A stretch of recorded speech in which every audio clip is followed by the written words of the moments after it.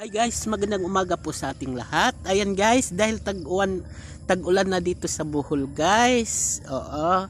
Kung hindi sa gabi umuulan guys, paminsan-minsan guys uulan sa araw. Kaya dahil tag-ulan na nga guys, mayroon nang nagtanim dito ng palay guys. Paunti-unti nang kumilos ang mga tao guys para magtanim. Sa katunayan nga guys, ito na nagtanim na sila guys. Ganito po yung pagtatanim nila guys. Ayan, parang square lang guys, parang isang dipa. Halimbawa ganito guys. Tapos dito naman guys, ganito din isa. Tapos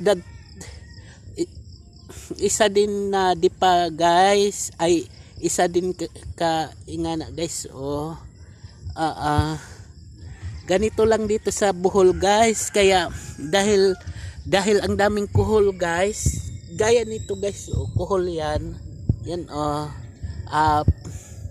tinanggalan mo na ng tubig guys kasi uubusin ng mga kuhol ang tinatanim mo na palay guys.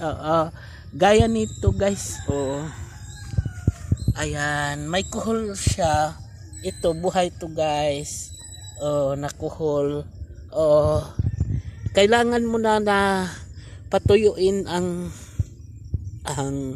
basak guys, dahil kakainin ng mga kuhol, dahil ang bilis nilang kumilos guys kapag guys, maraming tubig. Kaya ayan, square lang siya guys sa pagtatanim ng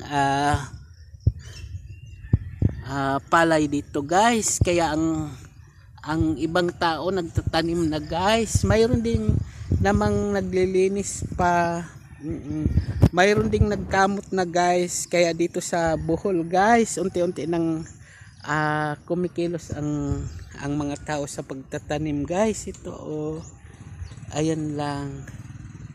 Nagtanim na ng umpisa guys. Kaya pagkatapos ng umpisang tanim, pagkatapos nito guys, abay kamuti na naman guys, abunuhan to para